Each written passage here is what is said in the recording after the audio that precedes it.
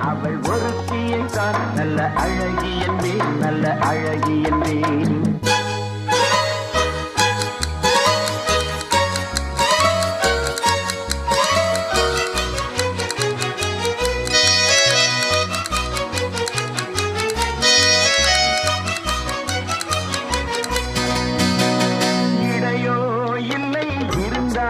முல்லை கொடி போல் மெல்ல வளையும், சின்ன குடை போல் விரியும் இமையும்